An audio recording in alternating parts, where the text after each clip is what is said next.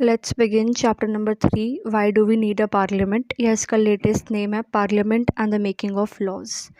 तो इंडिया एक democratic country है। डेमोक्रेटिक कंट्री यानी कि रूल ऑफ द पीपल।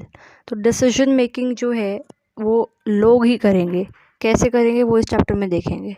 अब जो एक कंट्री डेमोक्रेसी होती है, जो डेमोक्रेसी को फॉलो करते हैं, उसके पास दो ऑप्शंस हैं, या तो पार्लियामेंट्री फॉर्म हो या प्रेसिडेंशियल फॉर्म हो। इंडिया ने पार्लियामेंट्री फॉर्म ऑफ गवर्नमेंट को चूज़ किया था, यानी कि हमारे यहाँ पर पार्लियामेंट होगी।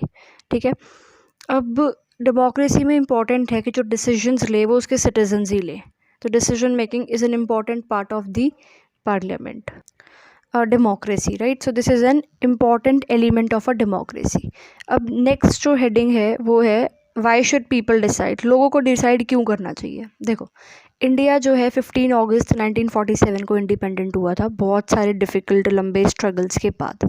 हर बैकग्राउंड के लोगों ने उस नेशनल मूवमेंट को ज्वाइन करा। जब ब्रिटिश लोग हम पर रूल करते थे तो वो हम पर कुछ रूल्स लगाते थे कि आपको इन रूल्स के हिसाब से चलना है। अगर हमको उनके डिसीजंस पसंद नहीं आते थे तो हम उनको क्रिटिसाइज़ नहीं कर पाते थे, राइट। हमें थोड़ा डर लगता था उनको क्रिटिसाइज़ करने में। और जब ये मूवमेंट हुई, इंडियन नेशनल कांग्रेस ने 1885 में बोला कि हम जो लेजिस्लेचर हो उसके अंदर right to discuss the budget हो और क्वेश्चंस पूछे जाने चाहिए। तब जाकर थोड़ी सी राइट्स मिली कि सिर्फ क्वेश्चंस पूछ सकते हो। वो भी गवर्नमेंट ऑफ इंडिया एक्ट 1909 आया, उसमें इलेक्टेड रिप्रेजेंटेशन को अलाउ कर दिया, लेकिन स्टिल हर एक एडल्ट इंसान वोट नहीं कर पा रहा था और डिसीजन मेकिंग में पार्टिसिपेट नहीं कर पा रहा था। तो अभी भी कम्प्लीटली हम ना तो उनको ब्रिटिश लोगों को अपोज कर पा रहे हैं और ना ही हम इसमें पार्टिसिपेट कर पा रहे हैं डिसीजन मेकिंग में, और हमको उनके रूल्स भी अच्छे नहीं लग रहे, तो हम क्या करें। तो उस टाइम ये सारे एक्सपीरियंसेस, जो ये सारा कुछ हमने एक्सपीरियंस करा, तब जाकर हमको लगा कि जो हमारी फ्री कंट्री होगी उसमें गवर्नमेंट की मर्ज़ी नहीं होगी कि गवर्नमेंट को जो करना है करे, नहीं, उसमें लोगों की क्या नीड्स हैं, क्या डिमांड्स हैं, वो भी सुनी जाएंगी। और जो ये ड्रीम्स थे, एस्पिरेशंस थे फ्रीडम स्ट्रगल के टाइम पर कि हमारा इंडिपेंडेंट इंडिया कैसा हो, ये सब कुछ कॉन्स्टिट्यूशन में लिखा गया।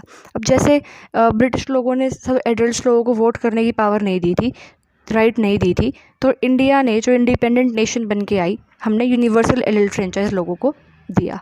तो लोगों की जो है डिसीजन मेकिंग इसीलिए इम्पॉर्टेंट है। लोगों को भी पार्टिसिपेट करना चाहिए डिसीजन मेकिंग में, बिकॉज गवर्नमेंट जो है वो अपनी अथॉरिटी भी कर सकती, अपनी रूल भी लगा सकती है, बिल्कुल अपनी मनमानी भी चला सकती है।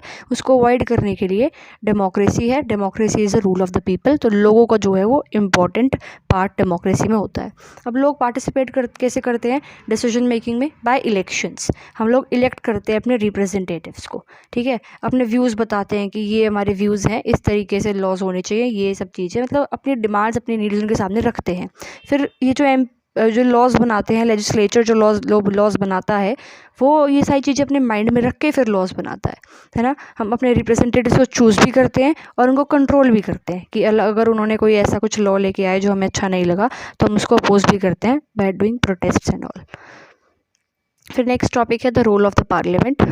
The role of the parliament, parliament का काम है क्या? पार्लियामेंट, देखो, पार्लियामेंट जो है, संसद बोलते हैं उसको, सुप्रीम लॉ मेकिंग इंस्टीट्यूशन है, यानी कि पूरी कंट्री के लिए लॉ पार्लियामेंट में बनेंगे, संसद में बनेंगे। दो हाउसेस होते हैं, राज्यसभा और लोकसभा।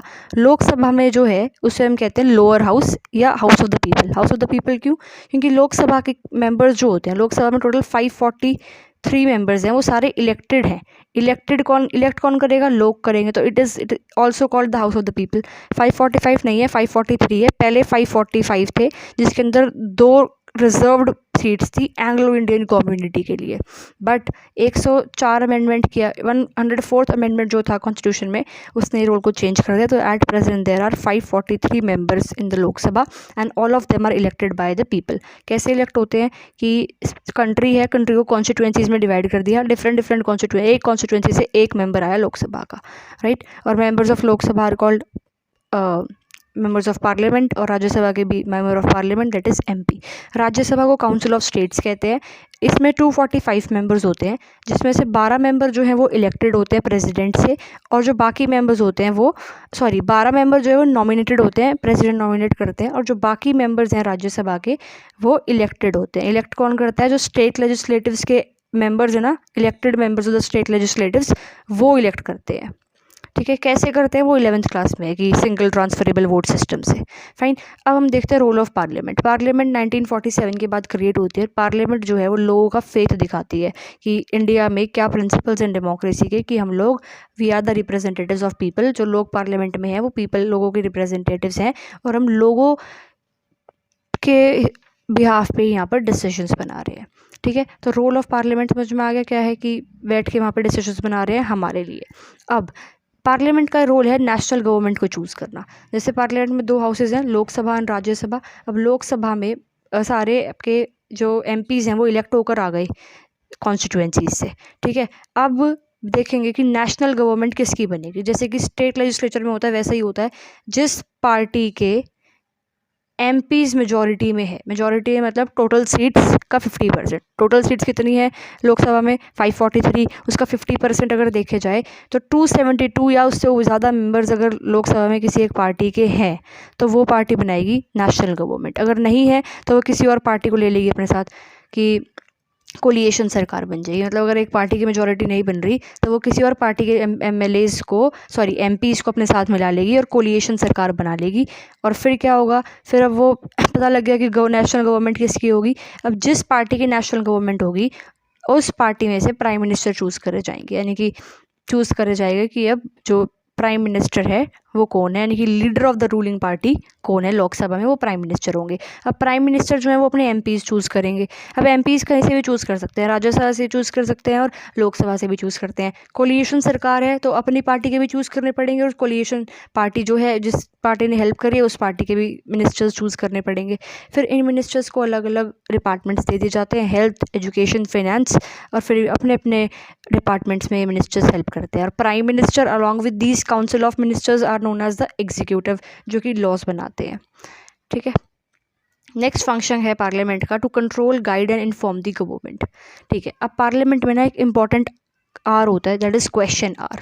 क्या होता है, it is the first hour of every sitting during a parliamentary session. इसके अंदर क्या है, डिटेल में 11th क्लास में है कि और भी आर्स होते हैं, 0 hour etcetera etcetera. Question hour क्या है कि जो पार्लियामेंट की सीटिंग है उसमें 1 घंटा होता है आपके पास, जिसमें क्या होता है, जो एमपीज़ है ना पार्लियामेंट के, मेंबर्स ऑफ पार्लियामेंट जो है वो इन काउंसिल ऑफ मिनिस्टर्स, जिसके पास हेल्थ डिपार्टमेंट है, किसी के पास फाइनेंस, किसी के पास कुछ है, इनसे क्वेश्चन पूछते हैं। फिर इनको उन क्वेश्चन से जवाब देने पड़ेंगे किसी फिक्स डेट पर। ठीक है, ये चीज़ होती है एमपीज़ में। तो ये कर रहे क्या है, this is an important mechanism जिससे एमपीज़ जो है वो इन्फॉर्मेशन ले सकते हैं कि गवर्नमेंट क्या कर रही है। जो पार्लियामेंट जो है वो एग्जीक्यूटिव वो कंट्रोल कर रही है क्वेश्चंस पूछ के उनसे, और उनकी शॉर्टकमिंग्स उनको बता रही है, लोगों के डिमांड्स वगैरह उनको बता रही है कि आपको ये लॉ में ये चेंज करना चाहिए, ये करना चाहिए, है ना। और जनरली क्वेश्चंस कौन पूछते हैं, अपोजिशन पार्टी पूछेगी। अपोजिशन पार्टी यानी कि रूलिंग पार्टी के अलावा जो रूलिंग पार्टी को अपोज कर रही है और सबसे बड़ी है, उसको हम जनरली अपोजिशन पार्टी बोल देते हैं। जैसे कि at present BJP ruling party और कांग्रेस अपोजिशन पार्टी है ना। तो अपोजिशन पार्टी का भी इंपॉर्टेंट रोल होता है डेमोक्रेसी में। नेक्स्ट फंक्शन फिर पार्लियामेंट का the most important function, laws बनाना। लॉज भी तो बनाती है पार्लियामेंट। ठीक है, फिर है who are the people in parliament. Parliament में लोग होते कौन हैं, ये इस चैप्टर में नहीं दे रखा, पुरानी बुक में दे रखा था। तो उसमें क्या है कि पार्लियामेंट में जो लोग हैं वो डिफरेंट बैकग्राउंड से आते हैं, और पॉलिटिकल रिप्रेजेंटेशन दलित्स और बैकवर्ड क्लासेस की भी धीरे धीरे पार्लियामेंट में इंक्रीज हुई है। बट ऐसा कहा जाता है कि जो इंडियन पार्लियामेंट है, जो रिप्रेजेंटेटिव डेमोक्रेसी यहाँ है, वो एक परफेक्ट रिफ्लेक्शन नहीं देता सोसाइटी की। तो ये एडिक्वेट रिप्रेजेंटेशन लोगों को प्रोवाइड करने के लिए शेड्यूल्ड कास्ट और शेड्यूल्ड ट्राइब्स के लिए रिजर्वेशन है पार्लियामेंट में, लोकसभा में स्पेशली। ठीक है, और इवन ऐसे बोला जाता है कि वुमेन के लिए भी रिजर्वेशन होना चाहिए। Women 50% of the population is women, है ना। फिर भी उनकी जो उनकी पार्टिसिपेशन है पार्लियामेंट में वो सिर्फ 14% है। So it's very less. तो ऐसे कई सारे सजेशंस हैं कि वुमेन के लिए रिप्रेजेंटेशन भी पार्लियामेंट में होनी चाहिए। अभी तक तो नहीं आया। अच्छा, अब लॉज कैसे बनते हैं पार्लियामेंट में वो देखते हैं। उससे पहले एक दे रखा है इसमें डोमेस्टिक वायलेंस से रिलेटेड।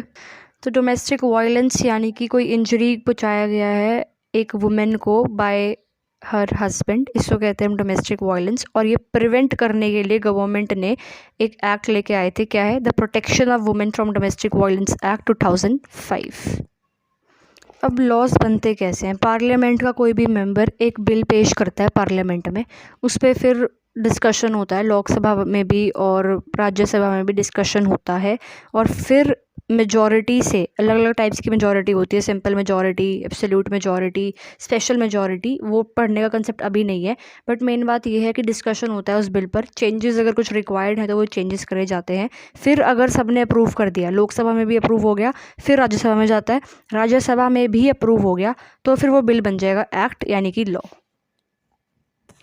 और बिल को पास करते हैं प्रेसिडेंट। जब वो लोकसभा में पास हो गए, राज्यसभा में पास हो गए, फिर प्रेसिडेंट के पास जाता है, प्रेसिडेंट साइन कर देते हैं, and then finally the bill becomes an act. अब कई बार ऐसे बिल भी होते हैं जो अनपॉपुलर होते हैं और कंट्रोवर्शियल होते हैं, मतलब कोई बिल ऐसा है जो लीगल तो है और कॉन्स्टिट्यूशनली वैलिड भी है, बट कई लोगों को लग रहा है कि it is unfair and harmful for the people, तो इसीलिए कई लोगों के लिए वो अनएक्सेप्टेबल है और अनपॉपुलर है।